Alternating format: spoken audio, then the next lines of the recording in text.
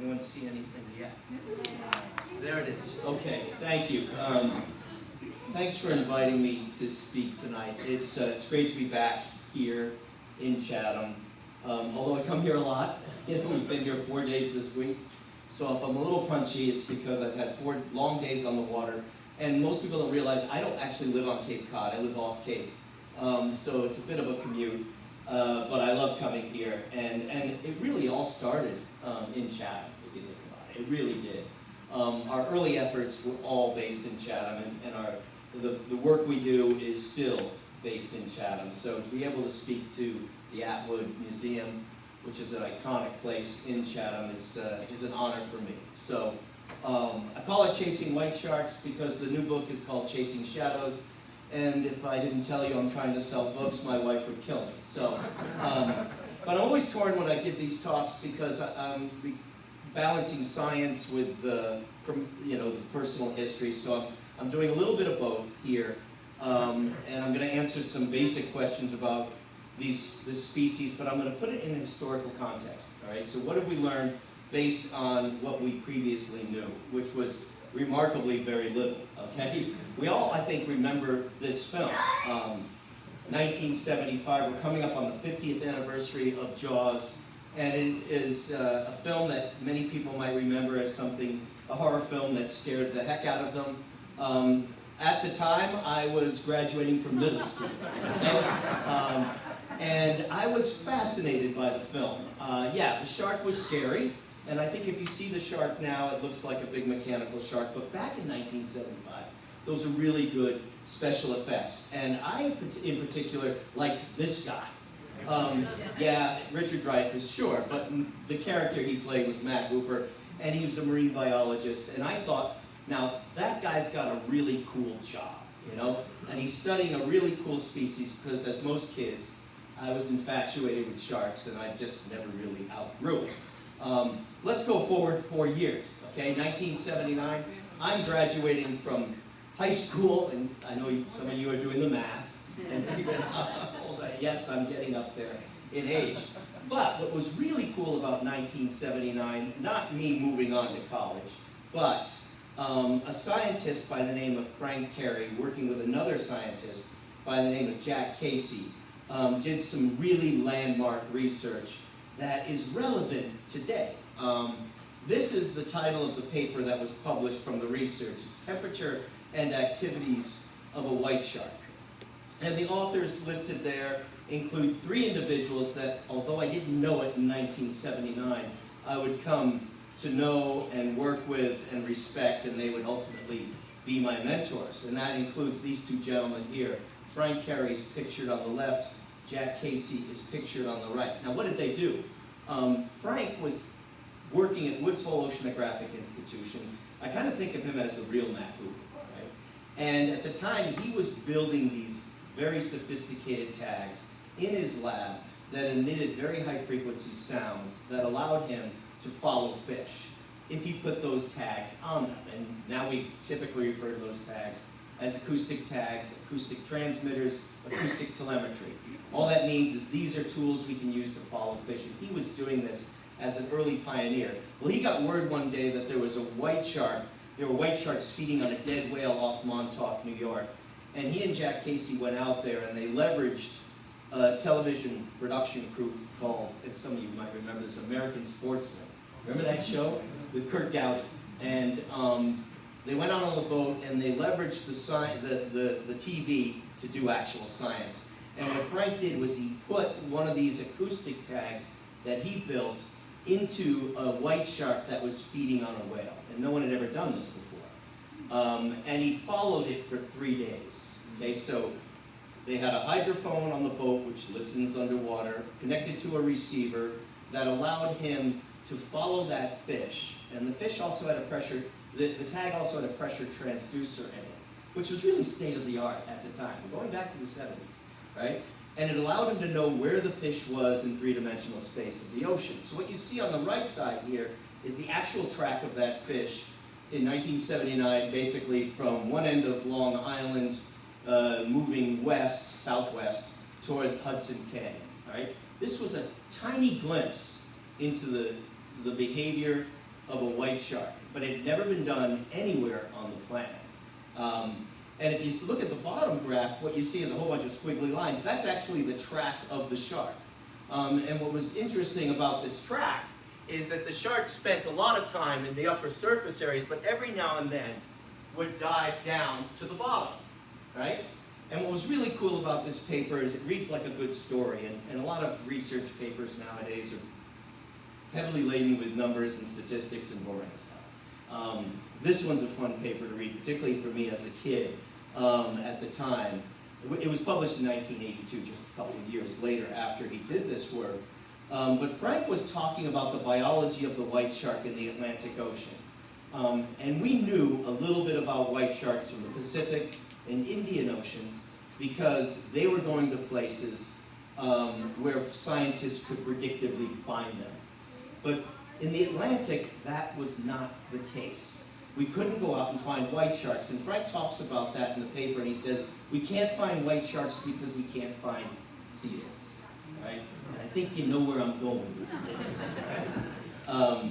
So Frank published this paper, and it actually not only was on a global scale a landmark paper, but it remained really the only glimpse we had into the behavior of the white shark in the Atlantic Ocean, in all of the Atlantic Ocean, for decades, But let's talk about what was the state of the art in terms of what we knew about the distribution and the biology of this species. We had that paper by Frank Carey and his colleagues.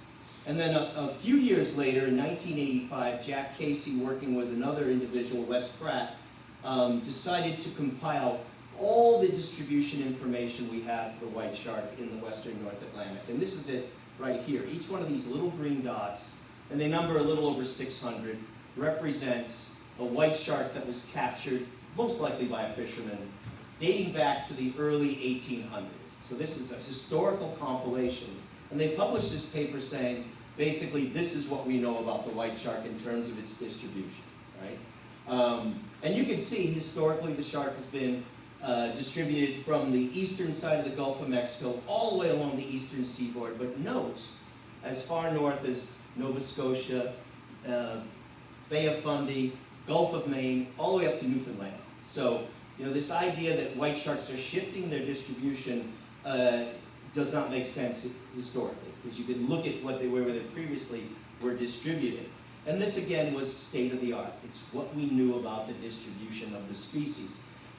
In terms of what we could learn about its biology, some of these little green dots were landed by fishermen, and scientists had the opportunity to dissect them. In 1983, while I was a junior I was just about to graduate from the University of Rhode Island, I walked into Jack Casey's lab and started volunteering for his program, right? Because I had heard there were these folks studying sharks in the near the Narragansett Bay campus, right on Narragansett Bay, for the National Marine Fisheries Service. So I walked into his lab. He didn't have any jobs. Actually, he had a job. I applied for it and didn't get it. But I decided to volunteer. And there's a good message in that, right? So I hung around that lab for a month volunteering, and the person who took the job that was offered to her decided to quit, and I was standing right there. So I moved right into it, and I became a technician working for Jack Casey on shark research. What I didn't realize at the time is we don't just go out and dive in cages with white sharks. That's not what we do, right?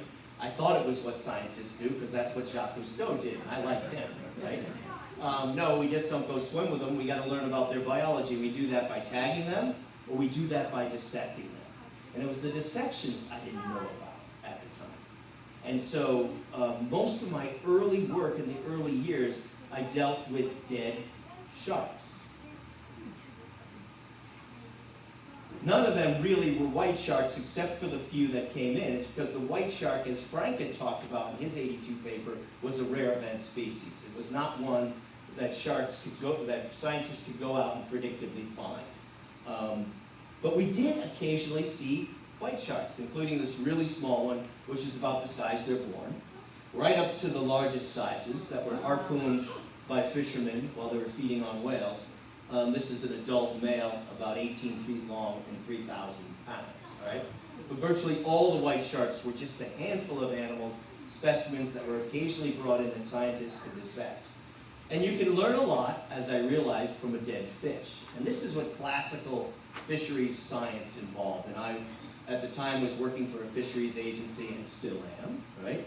And became classically trained as a fisheries biologist, where the intent of your research is to collect data that will help you manage that species as a resource. So whether we're talking about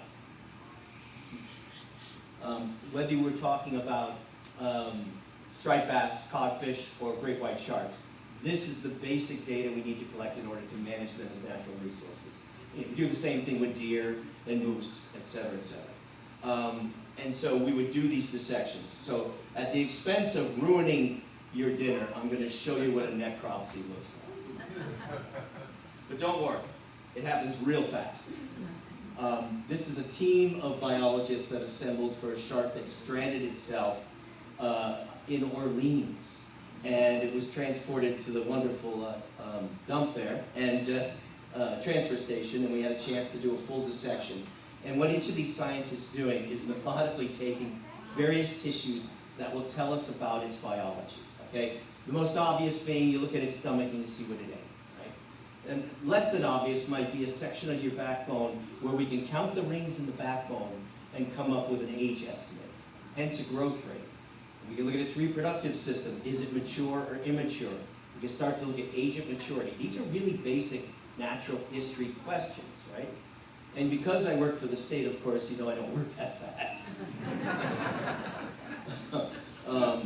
So here's a great example of a paper that we published as a result of sampling backbones from white sharks. And by counting the rings on the backbones, you can look in the upper left-hand corner. That's a section of the backbone of a white shark. You can see those banding patterns. We count those rings, and we come up with age estimates. We use a little bond carbon dating to figure out whether they are 1 per year, 2 per year, 3 per year. And we come up with a growth curve that tells us white sharks live over 70 years.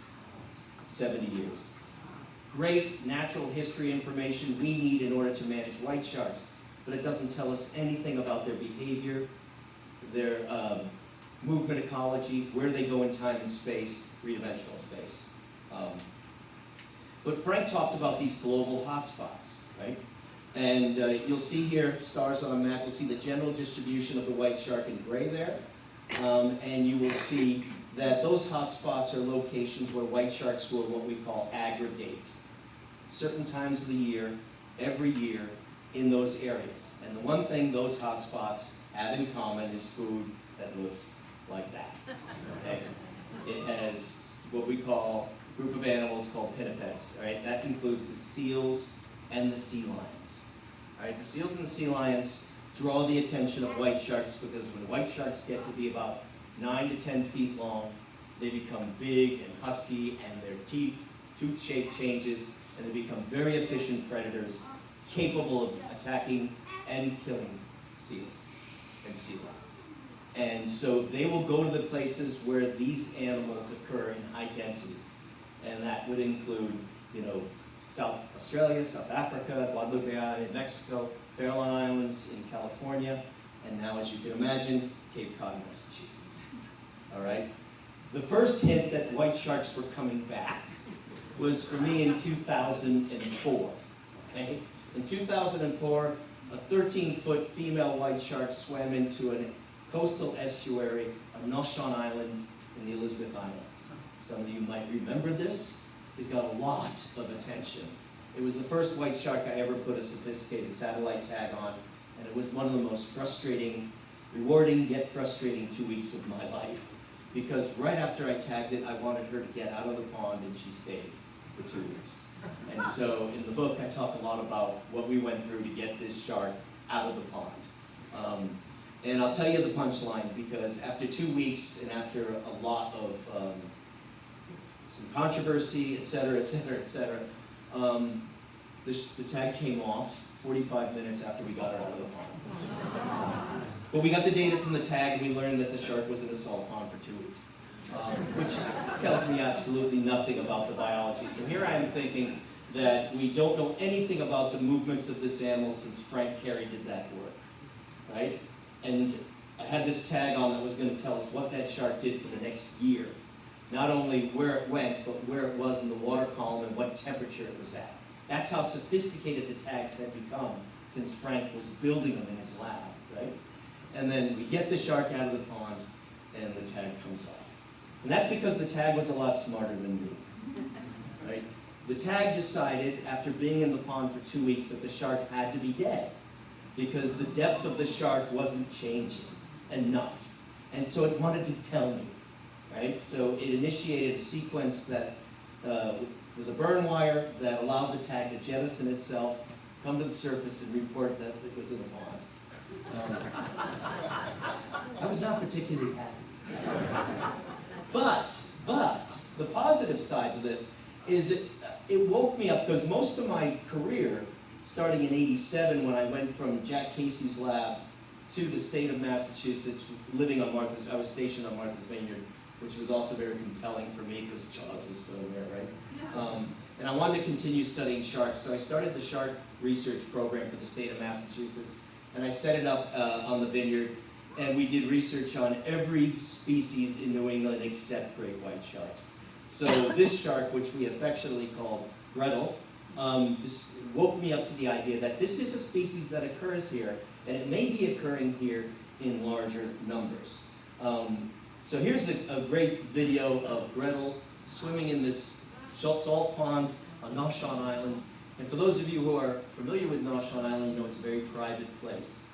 And so you can only imagine what it's like to have news helicopters over us for 2 solid weeks. And so I was highly motivated to get that shark out of the pond. You see the tag behind your dorsal fin. It looks like a ping pong ball. That's the highly sophisticated satellite tag that I hoped would tell me something about this animal. Unfortunately, it did not. But things were changing in New England in the early 2000s, and I was working closely with IFAW, well, what is now IFAW, it used to be the Cape Cod Stranding Network, and they were sending me photos at this time of this. And again, I'm trying to destroy your meal tonight, but this is what a gray seal looks like after it's been bitten by a white shark and is able to get away. It still ultimately dies, but it ends up on the beach typically. And IFAW was sharing these photos with us, and I'm going, you know, there's only one species of shark that can do that, all right? That occurs in New England, albeit it's rare, but it does occur here, and it was the great white shark. And all of this came to a head in 2009. So 5 years after Gretel swam into that salt pond, we were out tagging basking sharks using the satellite tag technology. I got home one night and had to go to a meeting the next day, went to the meeting the next day, and I got a phone call from a spotter pilot. And at the time, we were using spotter pilots to tag giant bluefin tuna to study their biology and basking sharks, you know. These are 2 species. We didn't want to stress them out by trying to capture them, so we were tagging them while they were free swimming using a harpoon vessel, namely the fishing vessel Easy Does It, run by Billy Chaprals. And this is the early 2000s. The spotter plane, George Breen, who still flies today looking for white sharks, called me up and said, I think I saw a white shark. This is just before Labor Day weekend, 2009. I think I saw a white shark off Chatham, Monomoy Island. I said, really? He goes, yeah. I said, I knew they were out there. So I raced down to Falmouth. He has his plane in the air park there.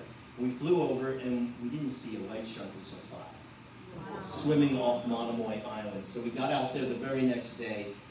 We spent Labor Day weekend, and of course, as you can imagine, the media went berserk. Great white shark is equivalent to Jaws, right? And we tagged 5 white sharks over that weekend using the technology. But this is what it looks like these days, right? And so the seal populations, and people are saying, well, why are they back in such numbers, and why didn't I see them growing up? Historically, we had really knocked seal populations to the brink of extinction, really by the end of the 19th century. So we really hit them pretty hard, and then we kept them depressed through the 20th century. We began protecting them in 1972, but because it's a marine mammal with really low population size, it takes a very, very long time for the species to come back, all right? And so over that last 50 years, now they've not only reestablished themselves, they've recolonized. One of the largest breeding colony in the United States is Muskegon Island, right, between the Vineyard and Nantucket. So that's where the greatest number are being born. Now Monomoy Island is producing seals, gray seals, and of course you can't go anywhere really in Cape Cod, with the exception of Nantucket, Vineyard Sound, Buzzards Bay these days, without seeing gray seals. And so if you open a restaurant that looks that good to certain things, right? You're going to draw what they call the tax man, right? The men in the gray suits, and that's what these are. That's what these are doing. White sharks have taken notice of this new restaurant, and they're now showing up like they do in other parts of the world, very predictably, to feed on this abundance of gray seals. And they target them because they're rich in energy, and they will migrate here now every year to feed on these seals, as you can see in this photo, in our shallow areas. But in the time they were gone, right, and they've been gone a while, they've spread out over the Atlantic, and now they're focusing on our near-coastal areas. Cape Cod has changed. We've kind of moved away from an agricultural community to one that's based on tourism. So not only do we have a top predator feeding on its natural prey, but we have overlap with human beings doing what they like to do. Okay, so a lot of activities occur off our beautiful beaches here on Cape Cod, and our economy really depends on it. And when you have this kind of scenario, the potential for shark attack goes up. Right? And I've been saying this for a long time, and I was hoping I would be wrong, but I wasn't. And we've had a series of attacks over the course of the last decade, which I highlight here. Prior to 2012, our last attack by a white shark was in 1936. On a swimmer not far from where I live, this is in Mattapoisett, a young man was swimming in 1936, a white shark bit him and killed him. And then nothing for, 86 years or something like that. And a swimmer was bitten off of Truro. The kayakers, their kayak was attacked off of Plymouth, followed by a paddleboarder whose paddleboard was bitten, followed by 2 swimmers in 2018, culminating with the death of Arthur Medici in September of that year. So these 3 events were actual strikes on human beings off Truro and Wellfleet. And that got us thinking. So at the time we were using a variety of satellite tag technologies to look at big picture questions relative to white sharks. And we started to focus more intensively on better understanding white shark biology right here, and not necessarily what they do from week to week or even day to day, but I really want to know now what they're doing from hour to hour, minute to minute, and second to second. So for the rest of this talk, I'm going to show you the tools we're using, including technology that was used by Frank Carey all those many years ago, and why we're going about and using it and what we're learning from that. And the question for us has been, when, where, and how do white sharks naturally feed on seals? Okay? When they strike a human being, they're making a mistake. If they weren't making a mistake, they would consume the person, or it would happen a lot more frequently. So it doesn't happen a lot, but it can have devastating effects, obviously, on the victim and his or her family, but in addition to throughout the community and the region. And I've seen what this does firsthand, not only physically to the victim, and it's me, but how it ripples through the community, having been around during these events. So this is the question, and and the objective is really to observe behavior. And we're going to observe it directly by watching white sharks kill seals and seeing how and when that happens, and indirectly using new fancy technologies, right?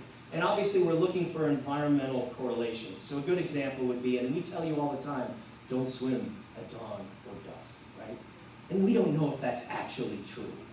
Okay, I'll be very honest with you.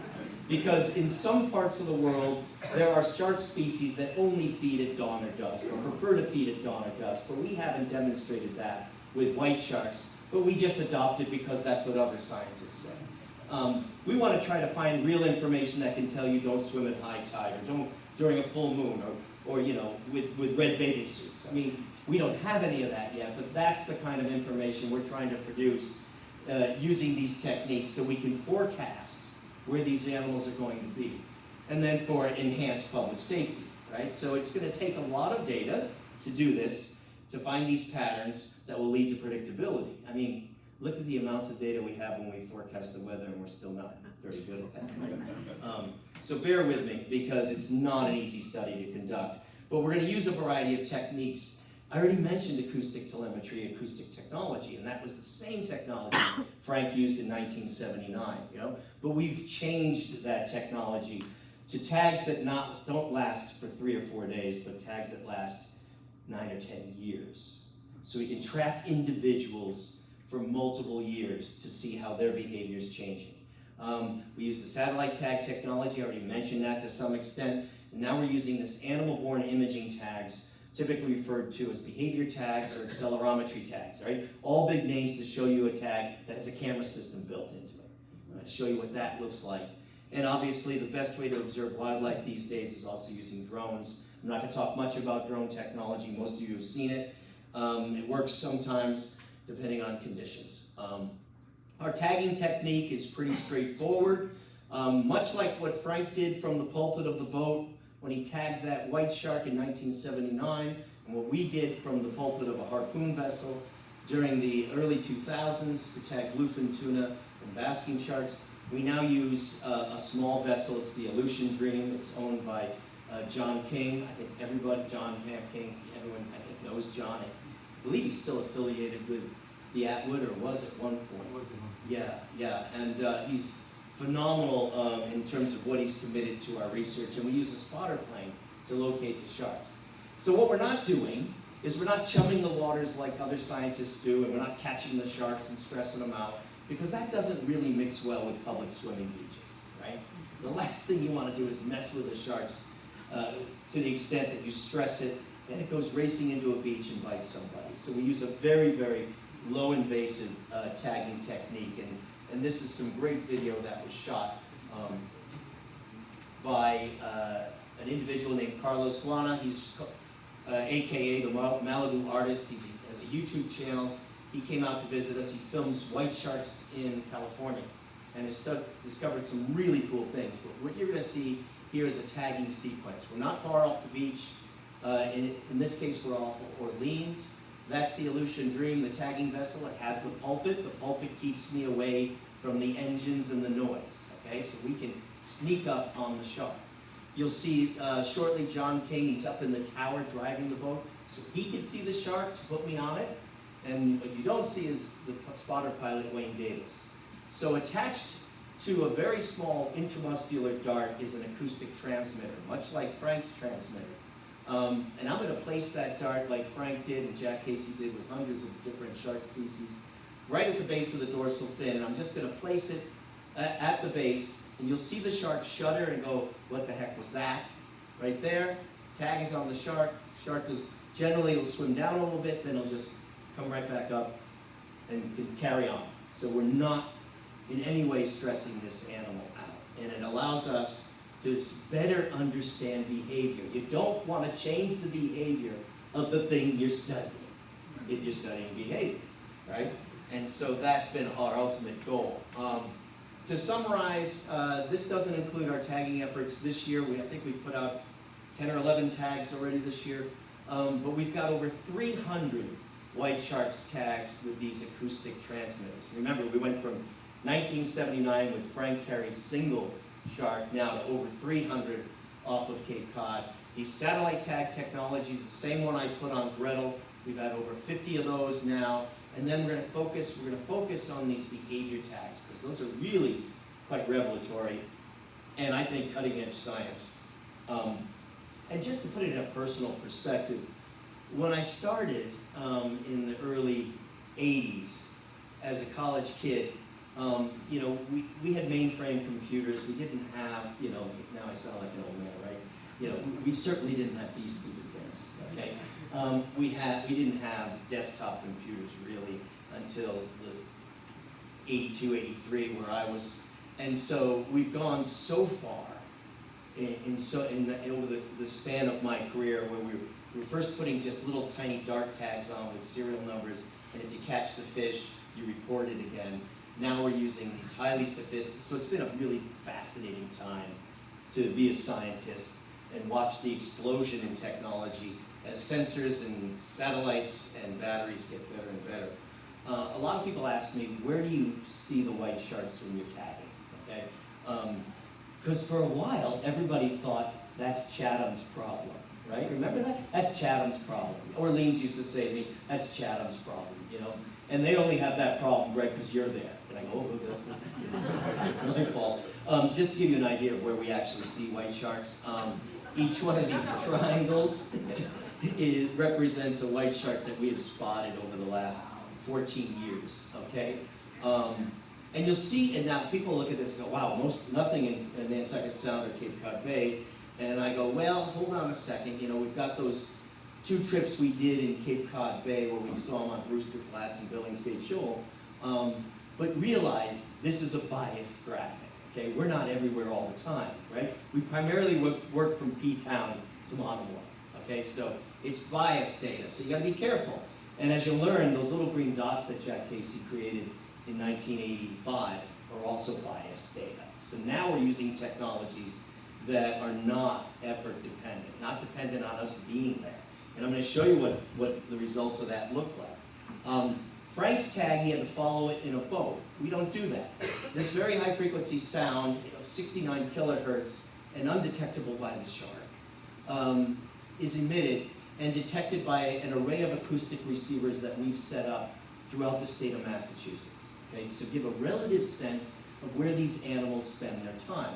Each one of these transmitters is individually coded, so that I know who that shark is when it pings in. So when it swims within the detection range, and you're all saying, what is that? It's typically 300 to 500 yards, okay? So when the shark goes in that range of the receiver will hear the shark, decode who that shark is, and record the date and the time. And then I'll go collect that receiver at the end of the year, and I'll figure out who was there. And so if I place these, and this works really well with lifeguards and various beaches throughout Massachusetts, they'll call me and say, do white sharks come here? And I'll say, hey, we got a solution to that. We're going to put one of our receivers. And we figure out very quickly whether any of our tag sharks visit those areas. And so this is basically an animation that shows how this technology works. Imagine each one of these animated sharks. Every single shark obviously is tagged, right? Each one of these little yellow dots represents an acoustic receiver, and when it swims within the range of that receiver, we get data from that shark. Those receivers are about $2,300, and they're about this big, okay? And we put them throughout Massachusetts. We do have receivers that will transmit data in real time, so that if a shark swims within the range of that receiver, somebody on the beach can get a text message. And so I've got 5 of those. They're deployed off some of the most popular beaches on the outer Cape. They cost about $16,000. And that's why I don't have 75 of them. They're expensive, but the Wellfleet lifeguards love them, for example, because they'll get a notification saying, you've got a tagged white shark in your swimming area. And they'll make decisions as to how they want to manage that beach based on data they're collecting as those sharks arrive and depart, how long they stay there, and how frequently that occurs. So let's start to answer the question that I posed. When, where, and how do white sharks feed on seals? I mean, are white sharks throughout Massachusetts? Are they here all the time? So we can answer these questions just by looking at acoustic detection data. So imagine I downloaded all the receivers since we started putting them out in 2010, and every time a shark swam within the range of that receiver is called a detection. Okay, we have a detection. Let's just plot out the number of detections by time of the year. And we can see a very, very distinct seasonality that white sharks visit not only Massachusetts, but actually New England in general. All right, they will begin to show up, believe it or not, as early as May, but so few are here in May, you can't even see that on this graphic, right? They don't begin to ramp up until July, and this year it was even later than that. It's really not happening until now, but the peak months tend to be August, September, and October. So although the kids are back to school and the lifeguards are back doing whatever they do when they're not lifeguards, the sharks are here. And so September and October are typically very big months for us to be tagging. But as things begin to cool off, and we all know what those November days feel like, when the wind shifts to the northeast and gets a little bit chilly, the water temperatures will drop, and as soon as it gets below 49, 48 degrees, those sharks are out of here. There may be hundreds of seals still there. The restaurant's wide open. The customers can't handle the air conditioning. It's that simple. They're gone. So a very distinct seasonality. And based on this information, I know surfers and others that have changed their habits in terms of when they do those activities. They may not like it in the winter so much, but they tend to want to avoid these peak times of year. Okay, the next question obviously is, where do they spend their time? Now remember, we've got receivers all over the state, and if we plot out each of those receivers, but make the size of that receiver proportional to the number of sharks that goes to it, right? It looks like this. Okay, so if we can look at, and you're all looking at this going, okay, yeah, Chatham is basically ground zero, as is the rest of the Outer Cape, as reflected in our sampling. But as you can see, the sharks are still detected in other parts of the state, but very, very, very few. You know, when they move away from the Outer Cape, and sometimes they'll go on the eastern side of Cape Cod Bay, western side of the Inner Cape, I guess, they'll go up into Cape Cod Bay and they'll move along the south shore, but they don't spend any time. They just keep moving. They're going up into the Gulf of Maine, or they're coming out of the Gulf of Maine and simply starting to migrate. So if I'm managing beaches in Situate, Duxbury, all the other, it's Marshfield, Hingham, Hull, where we have receivers, the relative risk, if you assume more sharks, greater risk, which is a pretty good assumption, is much lower than if you're managing those Outer Cape beaches from P-Town all the way to Chatham.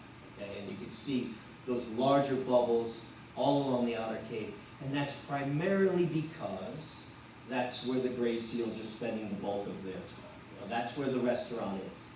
Right? If they wanted to eat people, they can go to any of these other towns. They're choosing to feed on seals, and they're going to go and spend time where the seals are. So if I combine those data sets into a neat animation and use real data, these data are actually from 2019, so many years ago, but it looks basically the same from year to year to year. Shows our receivers in white, and then what you're going to see is each one's going to light up as sharks migrate into Massachusetts in 2019. And you can see June 2nd in the upper left-hand corner, and we'll march through the season as the animation plays. So you'll begin to see the sharks show up, and this year it was in June, and the size of those bubbles again will be proportional to in this case, to the number of detections. So sometimes you'll see one blow up because the shark spent, a lot of time at that receiver that day. Pay particular attention to Plymouth, which Manamet Point has a small group of seals that are there this time of year. Jeremy Point has a group of seals there this time of year in Wellfleet on the bay side. So you'll see those areas light up because the seals are there. And then you'll see dots kind of march their way north as they go through the south coast, south shore. You'll see no activity in Nantucket Sound, Vineyard Sound, Buzzards Bay. I don't have all the receivers showing there because there's no activity on them whatsoever. And then as we get into December, it's all over. So there's the seasonality of white sharks marching through Massachusetts based on acoustic telemetry data. By far the most difficult question for us to answer is how they go about hunting on seals. Because this is based on observations. And we're not out there all the time. We're not everywhere all the time. We have to pick our sampling days, and we're certainly not out there at night. And these animals likely feed at night. And so we use a variety of techniques. There's direct observations, Like, for example, yesterday there was a white shark feeding on a seal down off Monomoy Island, one of the eco tours, and we have lots of eco tours now, that target white sharks, was out there, and a shark grabbed a hold of a seal and got a hold of it and killed it. You got to think of this predator-prey relationship as being I guess, a highly sophisticated game of cat and mouse, right? The seal does not want to be consumed by a shark, right? The shark wants to eat the seal. And so it's a chess game. You know, the seal is going to change its behavior in response to the presence of the top predator. And the top predator, which, by the way, isn't as smart as the seal, will try to change its behavior based on its learning capacity. And so we get these direct observations, but believe it or not very often. Probably about 40 times in the last 15 years, I've seen white sharks kill seals. And typically it's after the fact. So the left-hand photo shows a big red spot, right?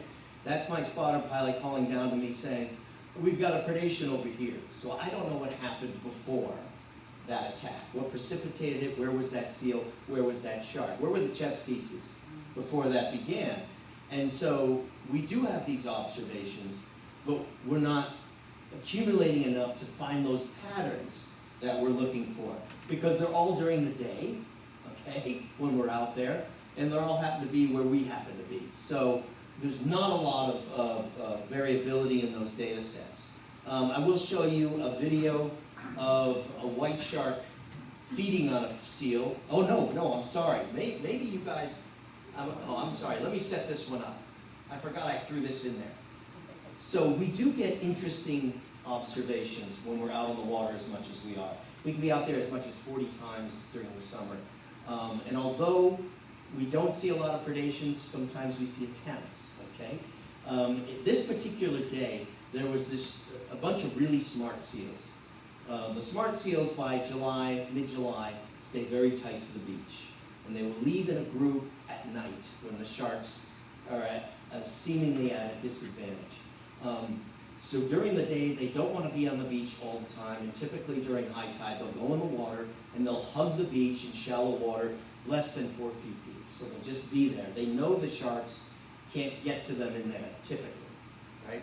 And we came upon this one shark that's going back and forth over these really savvy seals that are snickering at it, right? And the shark's getting seemingly frustrated, and of course I'm adding all this personality stuff, which isn't true. And then suddenly, out of nowhere, the seal that didn't get the email, right, happened to be a little bit younger, comes in from under our boat, because we're watching this whole thing unfold, and swims right to the shark, okay? And the shark goes, "Thank you." And at that moment, the seal had very little option. And I'm going to show you what the seal did. This is a video. I happen to have the video camera running. And it's going to happen fast, but the seal had really just one option, and that was to go straight up in the air. But the shark decided to follow it. Now, you didn't see that because it's too fast. I'm going to slow it down. We're going to zoom in a little bit. You're going to see the seal come straight out of the water, right here, and the shark following. Mouth wide open, and miss, and miss. And of course the seal goes right to the beach and never ever goes in the water again. But these kinds of predation attempts happen, and we rarely see the breaching. Rarely see the breaching, because the breaching is very typical in South Africa, where they pin the seals to the surface. Seals are leaving the shoreline of this small island because they have to go eat offshore, and they all just run the gauntlet really fast at the surface. The sharks come from 30 to 40 feet deep with such speed. These are ambush predators. Without speed and stealth, they lose the battle. At such speed, they strike the seal, but the momentum carries them up into the water to these phenomenal acrobatic flips. The water's too shallow here for that kind of behavior. So most of the strikes are lateral and really short notice, because the visibility, as you know here, is not great all the time. We did see another breaching event, and I'm going to show you that in this next video. Some of you might have seen this. It got somewhat, a lot of coverage. Oh, we've got sound. So you can pay attention. I can't see the shark. The shark's under me. That's our spotter pilot, Wayne Davis. Look below my feet.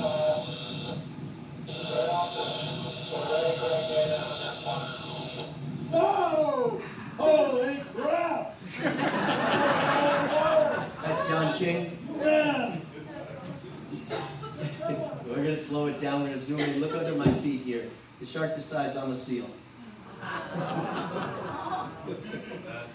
And then I went right back to work. See? That's dedication. Listen, this thing was running. All right, so sometimes the scientist becomes prey. Fortunately, it didn't get to me. Oh God, I'm sorry. That was not what I wanted to do. Let's go to this. I will. But sometimes actually the shark does succeed. And so this is a situation where we came upon, again, the spotter pilot told us the shark was eating the seal. We went over to it. We're trying to collect as much information as possible.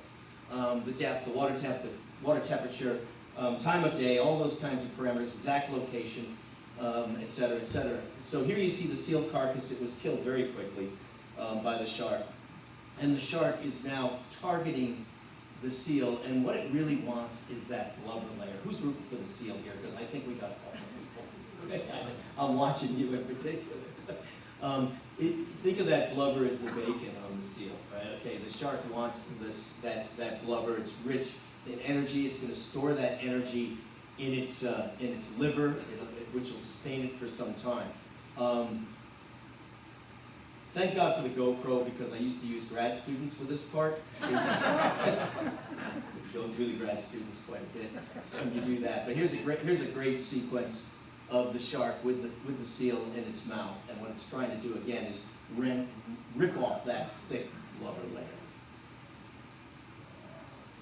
See those scratches? Those are scars from seals fighting back. Now, if the seal sees the shark before the strike, the seal wins, because it's more agile in the water, it's smarter, it's got great eyesight, and it can get away. It swims circles around that shark. I've seen sharks spooked away by seals because they can't handle it. So we can't be everywhere all the time. And as I wrap this up, I'm gonna show you these new technologies we're using. One technique is to take our acoustic receivers and put them so close together that we can triangulate based on sound the exact position of those sharks as they move through an area, right? And that way we can better understand how the sharks use their habitat to their hunting advantage. So working with the Center for Coastal Studies and PhD student Brian Laguerre, this is a project we've got going on right now. This is head of the metal beach. Each one of those green triangles represents an acoustic receiver really close together, and those colors represent water depths. And if you look at that, you'll see two sandbars that occur. Those are the purple, and with deep troughs around them. Okay, very typical of Cape Cod beaches. Remember, we used to love to swim out to the sandbars.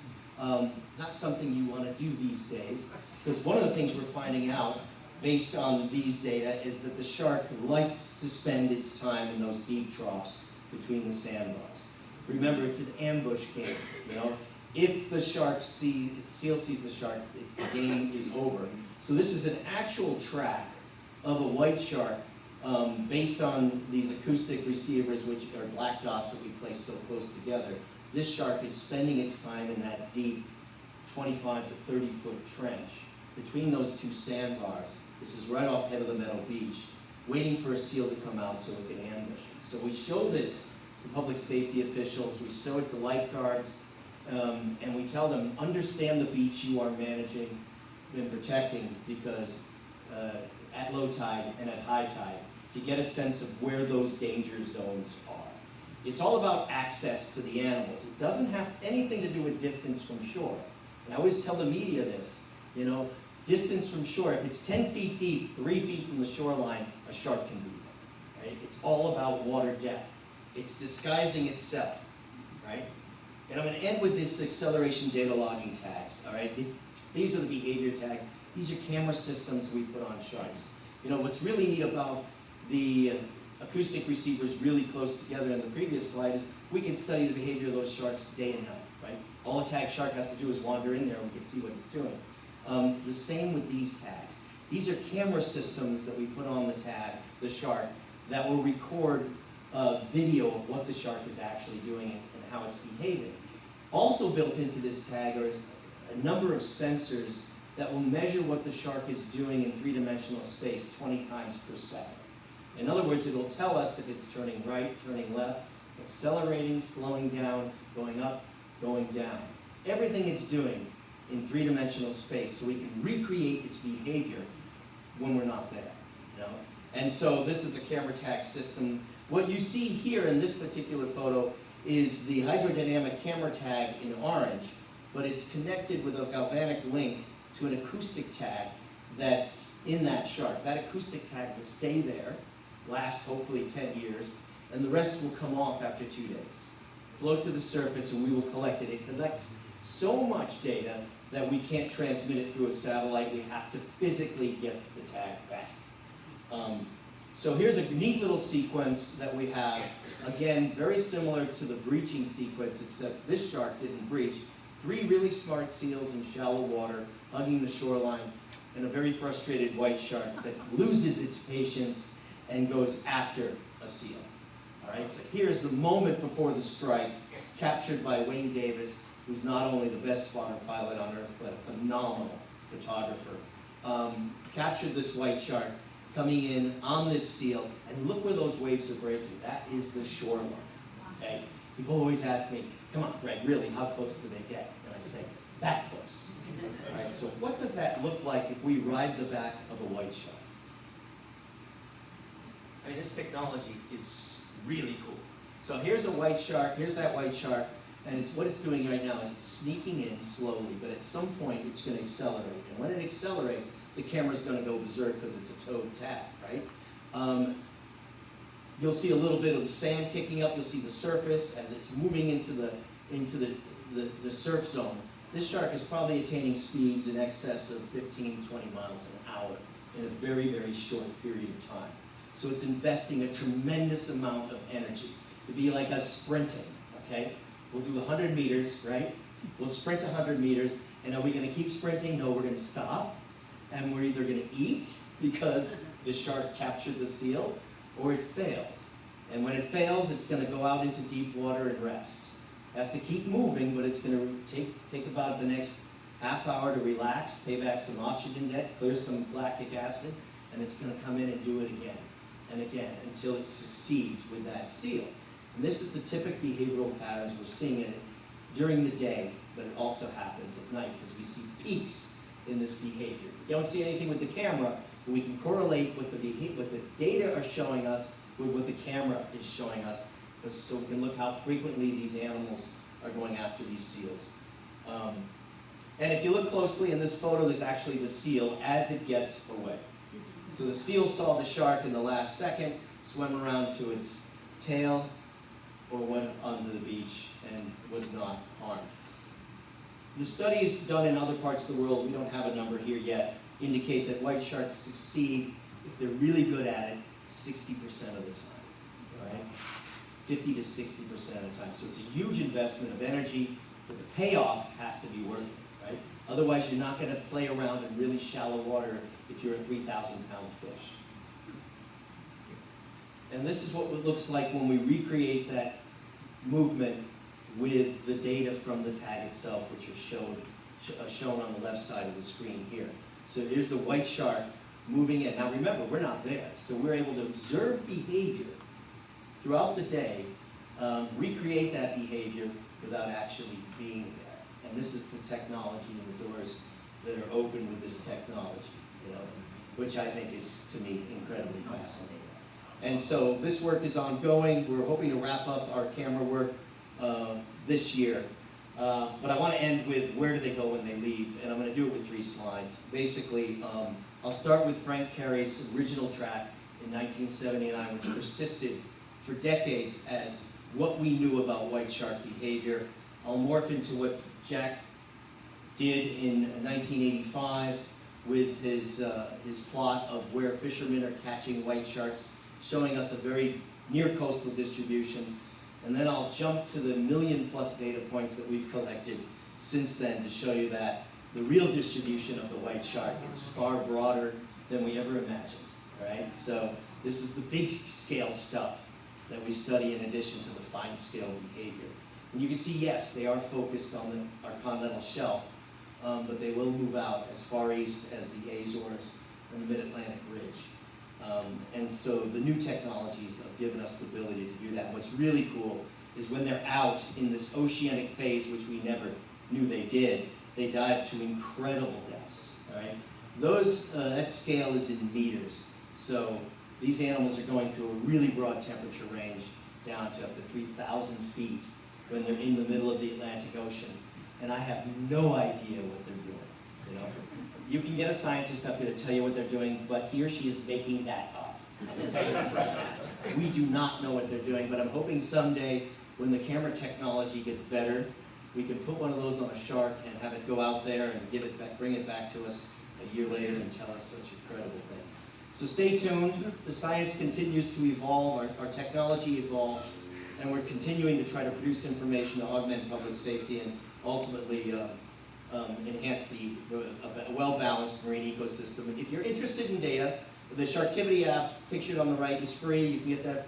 All of this is on the Conservancy's website. We have our actual raw data from the tags themselves in our logbook.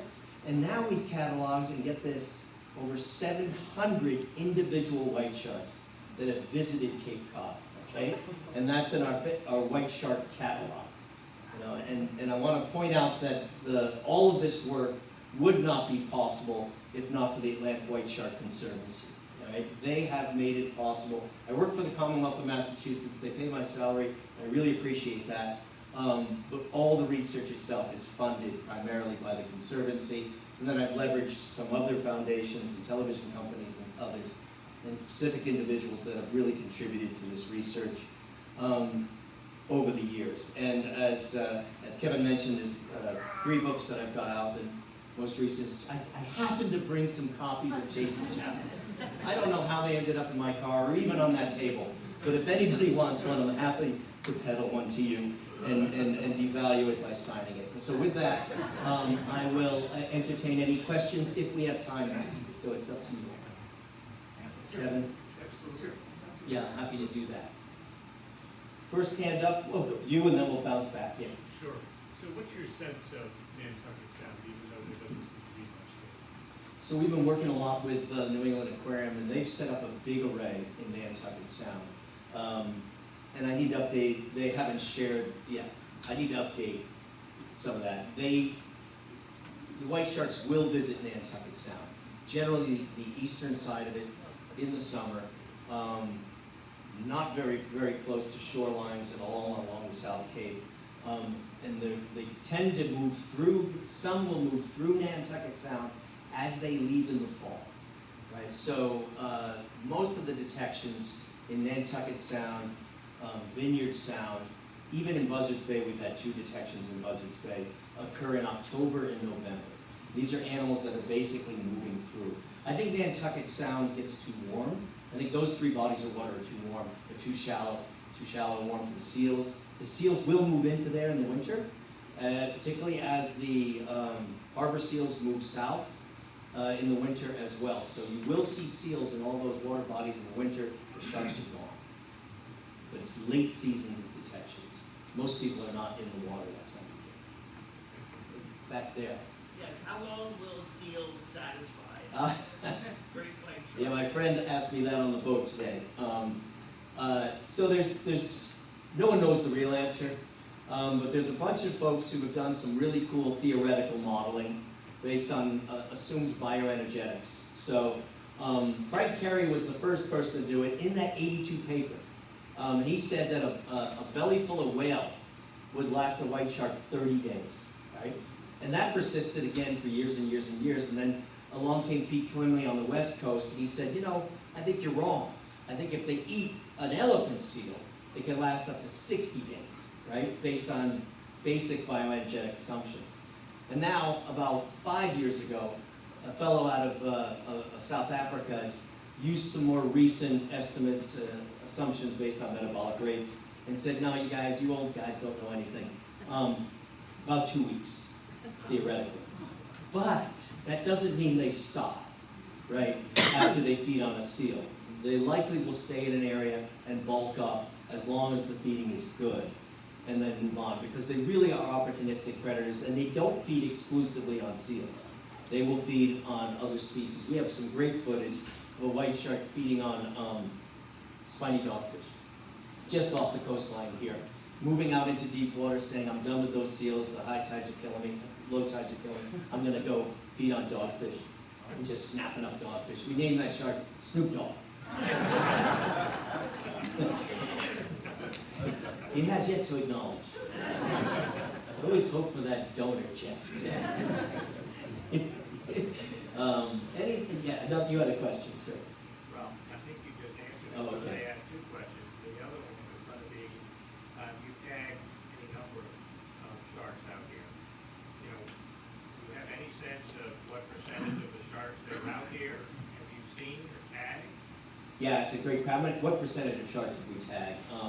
Well, based on the data I've been collecting the last few days, I swear I tagged all of them. I came up on 5 sharks today, and all 5 of them already had tags. It's like, boy, I'm killing my job here. But that's a far more sophisticated model than simply counting that. Megan Winton, who is the Conservancy's shark biologist, just with a freshly minted PhD from UMass, where I'm affiliated, has come up with an estimate of 800, population size of 800 sharks that visited Cape Cod from 15 to 18. And she believes during that time period, only about 10 or 15% were tagged. So, but again, these animals come back every year, right? Same animals. Sometimes they'll go by and go to Nova Scotia instead. But they will come back every year, and we will recruit new animals, and we beef up the catalog, but it's amazing how many we already know. Right, where do they go in the wintertime? In the wintertime, they will primarily move to the southeastern U.S. They particularly like between Cape Hatteras and Jacksonville, Florida, but a handful will continue past Florida, stay along the Florida Keys and into the Gulf of Mexico. We had a shark we tagged off of South Carolina this past winter, go to Mexico, come right back past South Carolina to Cape Cod, and now is up in the Gulf of St. Lawrence, Canada. Her name is Lee Beth, and you can see her on Sharktivity. But yeah, really amazing. But a lot of them will love that sweet spot between Cape Hatteras and Jacksonville, because it's cooler water, and they really do want cool water. When they go to Florida, they go deeper. So they'll stay on those offshore seamounts of Florida. Very rarely will you see them anywhere along the coastline in Florida. It's too warm. So are they pretty much solitary? Are they solitary? Yes. Yes. They obviously get together at some point. And by the way, we don't know where and when. You know, we were thinking it might be Cape Cod because we do see scars. Because when males have to physically mate with females, it's not external fertilization, it's internal. So in order to do that, he holds onto her with his teeth. And we'll see scars on females, but then we'll see scars on males, so I know they're fighting back. But they tend to be loners. They really do want to be alone. As a matter of fact, we actually saw a shark today that killed a seal. After it killed the seal, we didn't see any of the predation event. But the shark was actually carrying the seal offshore. You know, in other words, I'm not sharing this with anybody. I'm out of here. Florida, are they feeding on seals or something else? So there's no seals in Florida. There used to be the Caribbean monk seal, but it's extinct. There are no seals in Florida, and they don't feed on, as far as I'm concerned, as far as I can tell, they don't feed on manatees. There's not a lot of evidence of that. But they will eat dolphins and porpoises, and they will shift to other species of sharks, in addition to big fish species. So redfish, drums, all those things. And probably tunas as well. The dolphins, porpoises, I think, are preferred. Any correlation with what seems to be more recent killer whale sightings in the West? Yeah, I mean, the killer whale question comes up a lot. As you can imagine, the media loves killer whales, and so if you see one every other year, you know, there's thousands around, and they're eating the white sharks. There's no evidence of that. It certainly has occurred in South Africa. It's actually changed the ecosystem in South Africa to the point where white sharks are not going to areas because there's two really nasty orcas that like to eat them. They rip through their gills and eat their livers. And when other white sharks sense that, they're gone. Makes sense. But there's no evidence of that here yet. Most of the sightings of orcas off our coastline are great distances from shore. Is New Jersey participating at all in the fight of the two recent sightings of big Is Jersey? Yes. I mean, so Massachusetts is some kind of unusual in that they have a shark program. And I happen to be in the right place at the right time, okay? And I kind of forced it on them. There are, most of the other states have somebody who will participate in shark management part-time, but they don't do active research. However, there are a number of academic institutions in every state that do shark research. And Jersey has a couple of them that are actively involved with shark tagging right now. Mostly related to wind energy, but those sharks have tails, and so they're going to go to places that are close to shore and be detected. And our sharks are detected occasionally as they move through. What's interesting is during that migration between Cape Cod and Cape Hatteras, it's relatively quick. And they don't make any real pit stops. It gets too cold, they decide we're out of here, and there's nothing in Jersey and New York left. Sometimes I appreciate that. But I can say that I'm from the area, that area. All right, I know it's getting late, so what we'll do is we'll wrap things up. If you want to chat with me after, I'll stick around a few minutes and we'll go from there. But thank you for hosting me. It's been a real treat.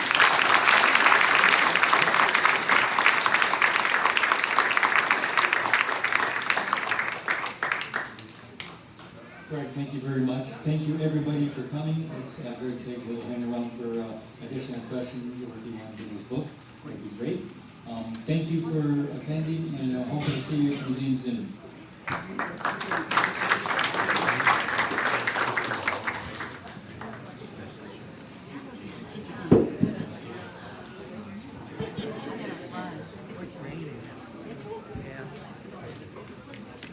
According to my phone.